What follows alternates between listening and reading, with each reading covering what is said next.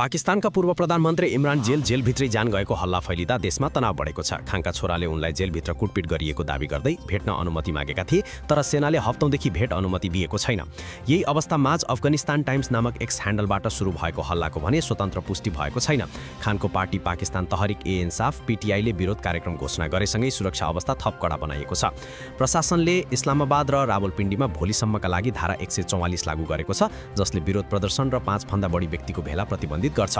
गएको हप्तामा खानलाई भेट्ने 8औं प्रयास पनि असफल भएपछि खैबर पख्तुनख्वाका मुख्यमन्त्री सोहेल आफ्रिदीले जेल बाहिर धरना दिएका थिए। यसैबीच खानकी पूर्व पत्नी जेमिमा गोल्डस्मिथले छोराहरू समेत भेट्न नपाएको स्थिति र अन्तर्राष्ट्रिय समुदायको मौनताप्रति चिन्ता व्यक्त गर्दै खानको अवस्थाबारे जानकारी सार्वजनिक गर्न माग गरेकी छन्। 72 वर्षीय खान 2023 देखि विभिन्न भ्रष्टाचार मुद्दामा जेलमा छन्।